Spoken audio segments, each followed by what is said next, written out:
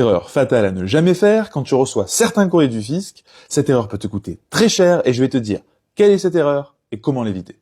On va prendre un cas fictif. Imagine ta mère vit à l'étranger et s'est remariée. Tu vas voir, ça a son importance. Celle-ci t'envoie 100 000 € sur ton compte en banque et le nom qui y figure n'est pas du tout ton nom. Quelques semaines plus tard, tu reçois un courrier de l'administration envoyé en recommandé. Ils ont vu ce flux d'argent et te demandent des éclaircissements, voire des justifications. Toi, t'es droit dans tes bottes, t'as juste reçu de l'argent de ta mère et tu as droit à 100 000 € d'abattement. Tu le sais. Tu te dis, ça sert à rien de répondre. Et là, c'est une erreur fatale. En effet, lorsque tu ne réponds pas, le fisc peut déployer maintenant une arme de destruction massive. Tu vas voir, c'est dingue. Mais avant, si tu aimes ce genre de contenu, soutiens-toi et soutiens-moi en sauvegardant la vidéo, elle pourra toujours te servir, et en t'abonnant, parce que le meilleur reste à venir. Aussi, vos ressentis et vos expériences personnelles m'intéressent, mettez-le moi dans les commentaires, je lis tous les commentaires. Revenons à nos moutons, cette arme de destruction massive, on l'appelle la taxation d'office. Si tu ne réponds pas en te disant que tu n'as rien à te reprocher ou qu'ils vont t'oublier, c'est une erreur grave. Pourquoi? Parce qu'ils vont prendre ton revenu, ils vont le mettre dans une catégorie qu'ils décident et ils vont l'imposer d'office. Donc cette somme qui était censée être